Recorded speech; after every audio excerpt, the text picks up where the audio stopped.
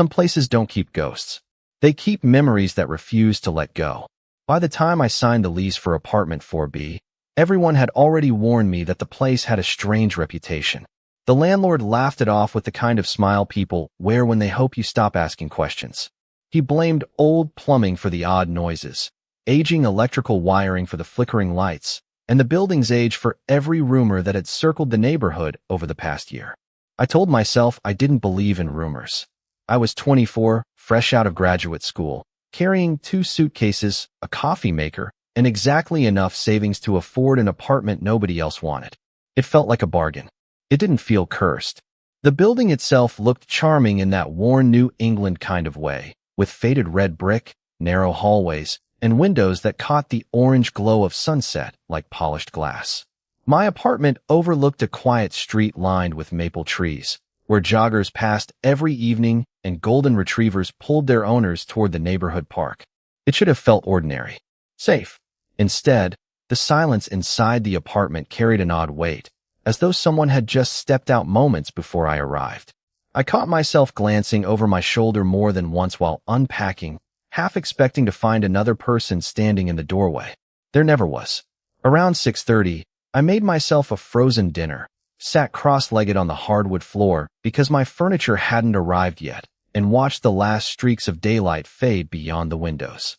The apartment grew darker in slow, gentle layers until the first streetlights flickered outside. Then something impossible happened. A pale ribbon of light shimmered across the living room wall. At first I thought headlights from a passing car had reflected through the glass, but the glow stayed. It spread silently over the old wallpaper, forming thousands of tiny floating particles that drifted together like dust illuminated beneath a projector. My heartbeat slowed instead of racing, as though curiosity had quietly replaced fear. The particles gathered into outlines.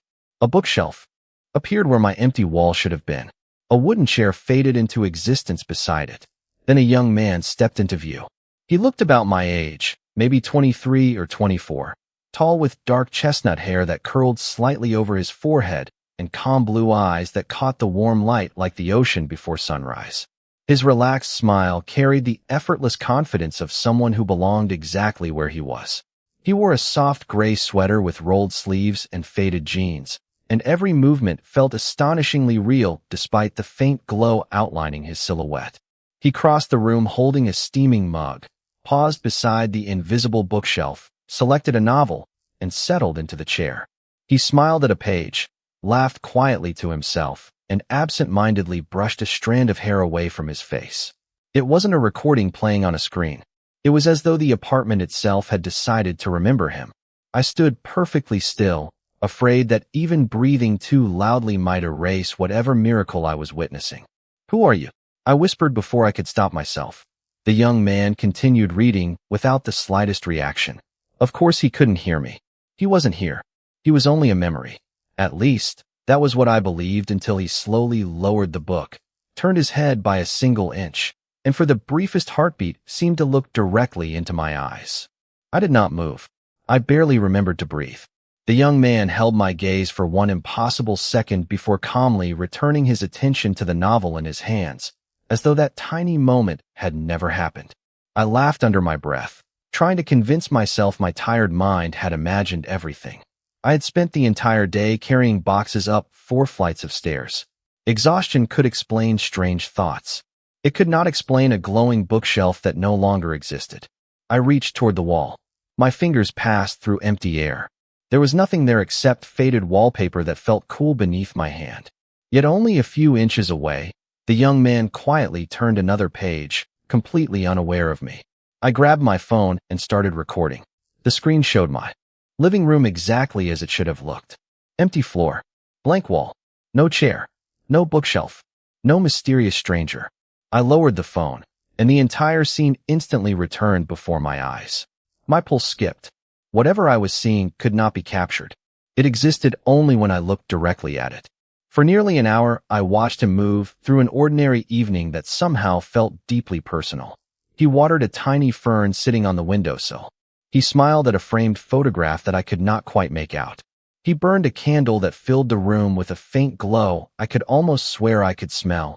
carrying a hint of cedar and vanilla even though that should have been impossible. Every little habit made him seem less like an illusion and more like someone whose life had simply continued without realizing time had changed around him. Then, just as quietly as everything had appeared, the memory dissolved.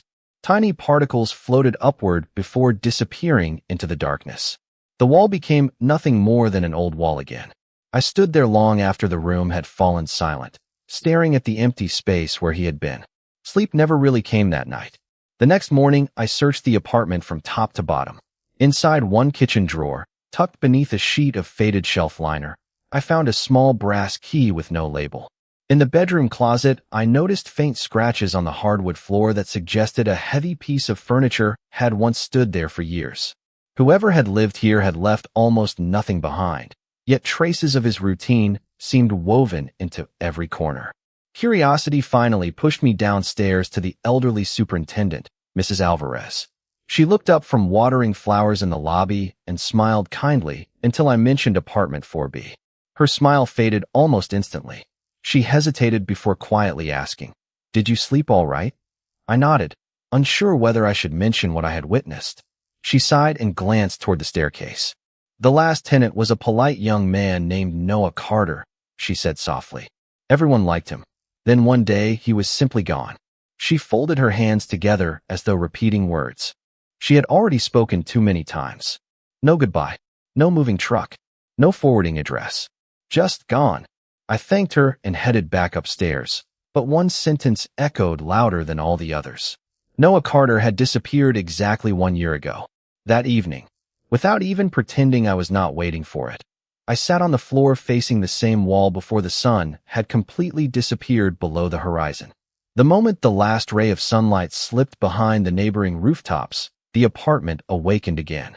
Tiny specks of pale gold drifted across the living room wall, gathering with quiet precision until the familiar bookshelf, chair, and warm evening glow returned exactly where they had appeared the night before.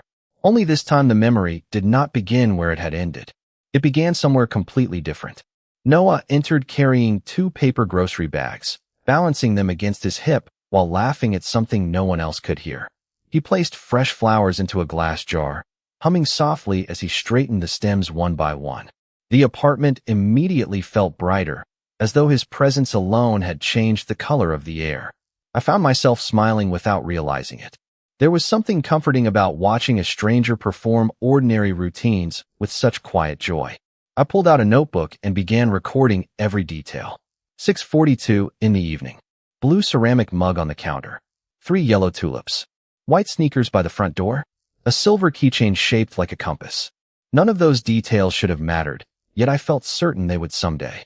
Noah crossed toward the window and looked outside with an expression that slowly erased the smile from his face. His shoulders stiffened ever so slightly.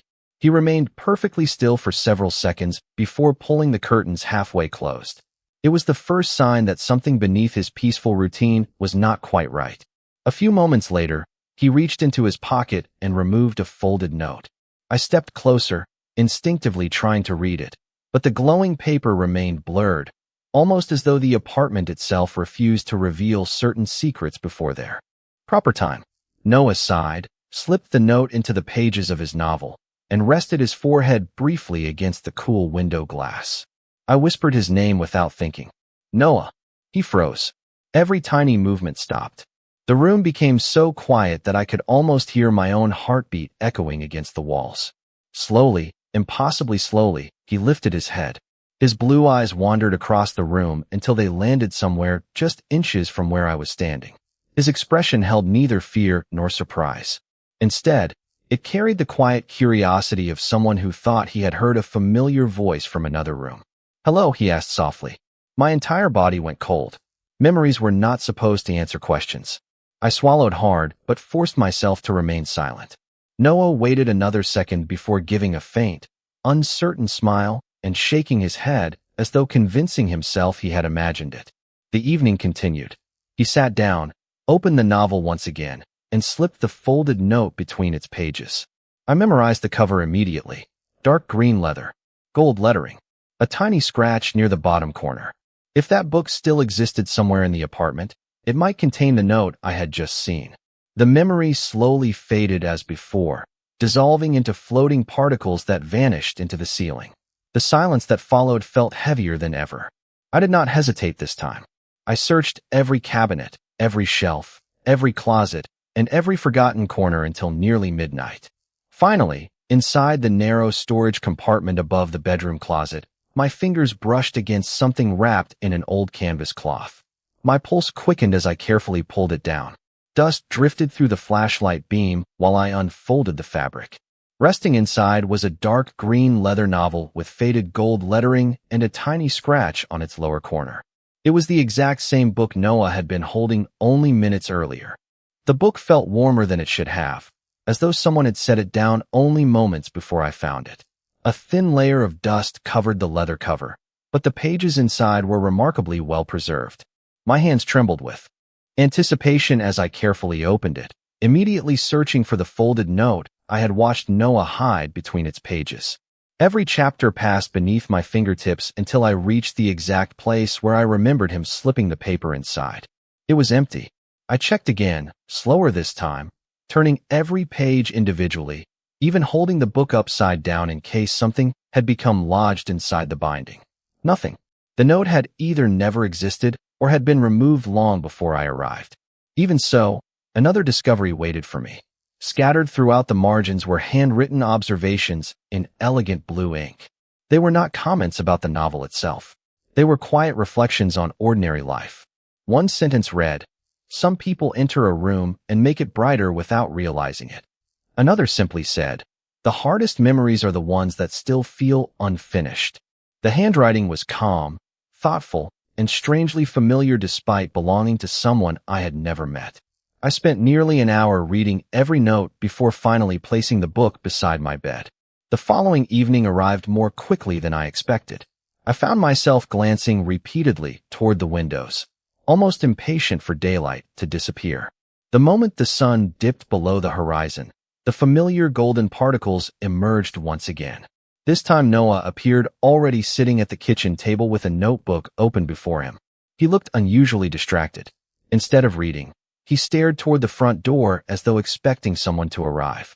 Every few seconds, he checked the wall clock. His smile had vanished, replaced by quiet uncertainty. Then a soft knock echoed through the apartment. Noah immediately stood, smoothing the sleeves of his sweater before opening the door. My heart sank when I realized I could not see who stood outside. The visitor remained completely invisible, existing beyond the edge of the memory itself. I could only hear fragments of Noah's conversation. "I was beginning to think you were not coming," he said with obvious relief. A pause followed. Noah listened carefully before answering in a lower voice. "No, I have not told anyone." Another pause. His expression slowly shifted from hopeful to worried. "Are you sure it is dangerous?" Silence answered him once again. Noah nodded reluctantly, stepped aside as though allowing the unseen visitor inside, and closed the door. Yet no second figure ever appeared. It was as though the memory refused to reveal that person's identity. The conversation continued in whispers too faint for me to understand. I moved closer, instinctively trying to catch even a single sentence. At that exact moment, Noah suddenly stopped speaking. His eyes lifted from the invisible guest and drifted directly toward me. There was no hesitation this time. He looked straight into my face with unmistakable recognition. His breathing slowed. A faint smile touched the corner of his lips, gentle and almost relieved. Then, in a voice barely louder than a whisper, he said, "You came back." Every hair on my arm stood upright. Before I could react, the glowing apartment around him flickered violently for the first time. The bookshelf blurred. The kitchen dissolved into scattered light. Noah reached one hand toward me, not through me, but toward me, as though the distance between our worlds had suddenly become thinner than glass. His fingertips stopped only inches away before the entire memory shattered into countless drifting sparks, leaving me standing alone in complete silence with one impossible question echoing through my mind. How could a man who disappeared a year before I moved into this apartment possibly believe that I had returned? Sleep became little more than a habit I pretended to keep. Every morning I replayed the previous night's impossible moments in my mind, searching for a logical explanation that never came.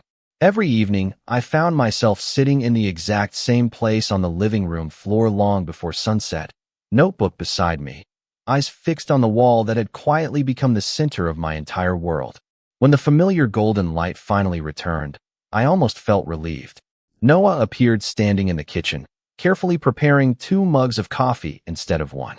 He checked the clock, glanced toward the front door, then smiled with the unmistakable expression of someone waiting for a person who truly mattered. Minutes passed. The second mug remained untouched. His smile gradually faded into quiet disappointment, yet he never poured the coffee away. Instead, he carried both mugs to the small table beside the window and sat across from the empty chair as though someone invisible had joined him. I could not explain why that simple image affected me so deeply. Loneliness has a language that requires no words, and somehow I understood every silent sentence written across his face. Then Noah did something completely unexpected. He picked up a pencil and opened a blank notebook. Slowly, he began sketching a face. I stepped closer, trying to see the drawing before it was finished. The outline became clearer with every careful stroke. A familiar jawline, short dark hair, calm eyes. My breathing slowed as recognition settled over me. He was drawing me, not an older version, not someone who merely resembled me. The portrait matched my face with unsettling accuracy, right down to the slight curve of my eyebrows and the tiny scar near my chin that I had gotten as a child after falling from my bicycle. I instinctively touched the scar with trembling fingers. Noah had disappeared a year before I ever moved into this apartment. There was no possible way he could have known what I looked like. Yet there I was, staring back at myself from a sketch created in another time. Noah smiled softly at the drawing before quietly speaking words I could barely hear. "I hope you remember someday." The sentence echoed through the room with impossible clarity. Remember what? Before I could process the question, the memory shifted without warning. The warm evening light dimmed. Noah hurried toward the bedroom carrying the notebook and carefully slid it beneath a loose floorboard beside the closet. He looked over his shoulder repeatedly, not with panic but with cautious determination, as though protecting something precious rather than hiding from danger. After replacing the floorboard, he rested his hand against the wooden floor for a brief moment and whispered, "If you find this, you will understand." Those words felt directed at someone. Very specific. At someone who had not arrived yet. At someone who looked exactly like me. The glowing apartment dissolved moments later, leaving only silence behind. My heartbeat thundered in my ears as I rushed toward the bedroom closet. I dropped to my knees beside the same corner where Noah had hidden the notebook inside the memory. The floorboards looked ordinary until I noticed one narrow plank sitting slightly higher than the others. I slid my fingers beneath the edge and carefully lifted. Dust drifted into the air. Beneath the loose board rested a weathered leather journal wrapped inside a faded blue cloth, untouched for what seemed like years. Across the front cover, written in Noah's unmistakable handwriting, were 7 words that made my entire world stop. "For Ethan, when you finally come home." My hands refused to stop shaking as I stared at the journal resting in my lap. The worn leather cover looked as though it had survived years of waiting. Yet the ink of Noah's handwriting remained sharp and unmistakably clear.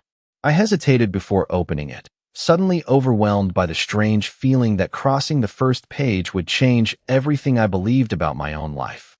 Finally, I took a slow breath and lifted the cover. The first pages contained ordinary entries. Noah described rainy mornings, neighborhood coffee shops, books he wanted to read, and dreams of traveling along the Pacific coast someday. His words carried warmth, humor, and quiet optimism. The young man I had watched through those impossible memories was exactly the same person on these pages. Then the journal changed. One entry, written months later, began with a single sentence that immediately caught my attention. "I met him again today, but he still does not remember." My heartbeat quickened. Noah never mentioned a last name, but every page that followed referred to someone named Ethan. He described brief conversations that felt strangely familiar, moments spent walking through the nearby park, sharing coffee beneath bright autumn leaves, and discussing favorite novels while sitting beside the river. According to the journal, Ethan always behaved as though they had just met, while Noah wrote with the heartbreaking patience of someone carrying memories that only one person could keep. "He smiles exactly the same way," one entry read. Every version of him smiles before he realizes he is happy. I read those words over and over. They felt impossibly personal. As the entries continued, Noah stopped questioning why Ethan remembered nothing. Instead, he began treating every meeting as another chance to know him again. He never sounded frustrated. He sounded grateful. Grateful for every conversation, every laugh, every ordinary afternoon that fate somehow allowed them to share. Then another sentence stopped me cold. The apartment is beginning to remember, just like before. Before. That single word carried the weight of an entire history I could not recall. I turned pages faster, desperate for answers. Noah described unusual evenings when shimmering lights appeared across the walls. He believed the building existed where different moments occasionally touched each other, allowing memories to remain long after people had gone. At first he thought the phenomenon was harmless. Later he became convinced it was trying to reconnect two lives that had somehow become separated. One final entry, dated only 3 days before his disappearance, was shorter than all the others. If the memories return, it means time is folding again. Ethan will come back here, even if he believes it is his first time. I cannot explain everything yet, because he has to remember on his own. If I interfere too soon, the cycle begins again. I lowered the journal and stared across the silent bedroom. The cycle. Noah had written about it as though this had already happened more than once. My mind rejected the idea, yet countless details refused to fit any other explanation. I had never visited this apartment before, had I? As that impossible question formed, a sudden flash burst through my thoughts. For less than a second, I saw sunlight pouring through this very bedroom window, heard someone laughing softly behind me, and felt the comforting scent of cedar and vanilla surrounding the room. The vision disappeared almost instantly, leaving only a faint ache behind my eyes. It was not enough to become a memory, but it was far too vivid to be imagination. Somewhere deep inside me, something long forgotten had begun to wake up. From that night forward, I stopped asking whether the impossible was real and started asking what it wanted me to remember. Every evening became another piece of a puzzle that seemed to have been waiting for me long before I ever signed the lease. The memories no longer appeared in random fragments. They flowed with greater purpose, almost as if the apartment had realized I was finally ready to understand them. When the familiar golden light returned, Noah was already standing by the living room window, watching the first stars emerge above the quiet neighborhood. His reflection shimmered across the glass, and for the first time I noticed how tired he looked. The hopeful smile I had grown accustomed to had softened into quiet determination, but there was still warmth in his blue eyes whenever he glanced toward the front door. Moments later, someone entered the apartment. At first I assumed the mysterious visitor had returned, hidden once again beyond the edge of the memory. Then my breath caught. I could see him this time. A young man stepped inside carrying 2 cups of coffee, his dark hair slightly windswept, his posture relaxed, his smile familiar enough to make my knees weaken. He looked exactly like me. Not simply similar. Exactly the same. The same face. The same scar beneath the chin. Even the same old denim jacket I had donated years ago because I thought I had outgrown it. Noah accepted one of the coffees with a smile, so genuine it transformed the entire room. The two of them sat beside the window, laughing over something the memory refused to let me hear. Their conversation remained silent, yet their expressions said everything. They were comfortable together in the effortless way that only came from trust built over countless ordinary days. They shared books, exchanged playful smiles, and occasionally looked at one another with quiet affection that required no explanation. I watched my own face inside that memory and felt absolutely nothing familiar. Every smile, every gesture, every glance belonged to someone who should have been me, but was somehow a complete stranger. My chest tightened with a grief I could not explain. How could I witness my own life and remember none of it? As the evening continued, Noah reached into his pocket and placed a small brass key on the table. The same key I had found hidden inside the kitchen drawer. He slid it toward the other Ethan, who hesitated before accepting it. Noah spoke slowly, clearly enough that I could finally understand every word. If anything changes again, promise me you will come back here. Even if you forget me, this place will not. My other self nodded without hesitation. I will always find my way back to you. The promise lingered in the room long after the words were spoken. Suddenly the memory trembled. The golden light surrounding the apartment flickered like sunlight reflecting across moving water. My duplicate turned his head sharply, staring directly toward the exact spot where I stood watching. His expression shifted from confusion to disbelief. "No," he whispered, almost to himself. It happened again. Noah followed his gaze. Instead of fear, his face filled with heartbreaking understanding. He slowly stood, took one cautious step toward me, and quietly said, "You are remembering from the wrong side this time." Before I could ask what he meant, the apartment dissolved into countless streams of shimmering light. As the final fragments faded into darkness, another memory forced itself into my mind. I saw my own hand placing the apartment key into Noah's palm while saying words I had no memory of ever speaking. "No matter what time does to us, I will come back." Then everything disappeared, leaving me alone with the terrifying realization that I had already made that promise once before. The apartment no longer waited for sunset. It was as though every promise, every hidden memory, and every unanswered question had reached the same breaking point. Even before the last traces of daylight disappeared, tiny ribbons of golden light drifted across the walls, spreading through every room instead of gathering in only one place. The bedroom, the hallway, the kitchen, and the living room all shimmered together until the entire apartment seemed suspended somewhere between yesterday and today. I stood motionless as familiar furniture appeared beside objects that no longer existed, creating two overlapping versions of the same home. Then I saw Noah. He was standing only a few feet away, no longer separated by a distant wall.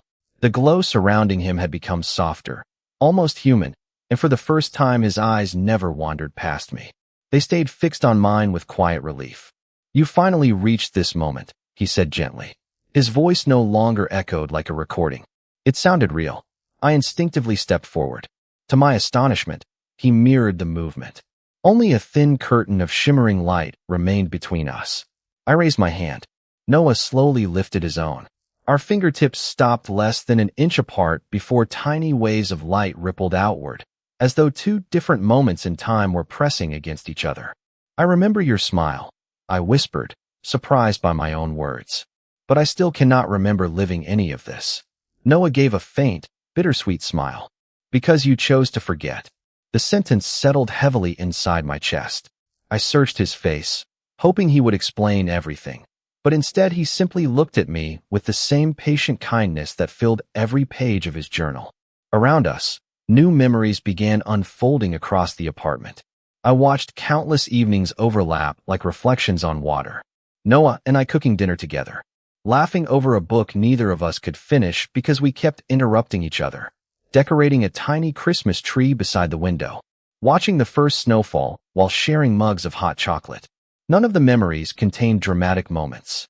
They were built from ordinary days, quiet conversations, and gentle smiles. Yet each one struck me harder than the last because they felt unmistakably real. Fragments of emotion returned before the actual memories did. I knew how safe I had once felt beside him long before I remembered why. Suddenly the apartment trembled again. This time the shimmering light spread beneath the floor like flowing water. Noah looked down, his expression changing from relief to concern. "It is happening earlier than before," he murmured. The overlapping rooms began separating, stretching farther apart with every passing second. I realized the distance between us was growing even though neither of us had moved. Panic tightened my chest. "Noah, what is happening?" He took one final step closer, his voice calm despite the uncertainty surrounding us. "You were never the reason I disappeared, Ethan. You were the reason I stayed trapped." My mind went completely still. Noah continued before I could speak. "When the apartment first began collapsing between timelines, you found a way to save me. But saving me required someone to remain connected to this place until time repaired itself. I refused to let that person be you." My heart pounded as scattered flashes exploded through my thoughts. I saw myself arguing with Noah beneath the same glowing walls. I saw us reaching for each other as the apartment filled with brilliant light. Then I heard my own voice clearly for the very first time. "If one of us has to forget, let it be me." Tears filled Noah's eyes, though his smile never disappeared. "And that is exactly what you did. You walked away carrying none of our memories, believing I was gone. while I remained here waiting for you to remember enough to finish what we started together. The light surrounding us grew brighter until I could no longer tell where the apartment ended and the memories began. Every wall shimmered with countless versions of the life Noah and I had shared, each ordinary moment glowing with quiet beauty. I finally understood why none of the memories had shown dramatic farewells or desperate struggles. The apartment had never tried to preserve tragedy. It had protected what mattered most. Love expressed through everyday moments that neither of us had wanted to lose. Noah looked at me with the same gentle smile that had first appeared on the living room wall, except now there was no distance between us except the final veil of light. There is only one choice left, he said softly. The apartment cannot hold two timelines forever. As his words faded, every forgotten memory rushed back into my mind like sunlight breaking through heavy clouds. I remembered meeting Noah by accident in a neighborhood bookstore after reaching for the same novel. I remembered long walks through tree-lined streets, quiet Sunday mornings filled with coffee and laughter, and the promise we had made that no matter where life carried us, we would always choose each other. Then I remembered the night everything changed. The apartment had begun collapsing between moments in time, pulling Noah into a place where yesterday and tomorrow existed together. We had searched desperately for a solution until we discovered the impossible truth. The only way to anchor Noah back into the present was for someone to surrender every memory connecting the two of us. I had chosen that sacrifice before Noah could stop me. I remembered looking into his tearful eyes and saying that forgotten love was still better than love that never had the chance to survive. I had believed that if Noah could continue living, forgetting him would be a price worth paying. But Noah had made a different choice after I lost my memories. Instead of returning alone, he had remained inside the fractured timeline, believing that someday the apartment itself would guide me back. It had spent an entire year patiently replaying fragments of our life until I could remember enough to finish the promise we had started together. Tears blurred my vision as I reached toward him once more. This time my hand passed through the shimmering light without resistance. Our fingers finally met. The apartment responded instantly. Golden light surged through every room before rising toward the ceiling like thousands of tiny stars returning to the night sky. The overlapping walls, furniture, and memories gently folded into one another until only a single quiet apartment remained.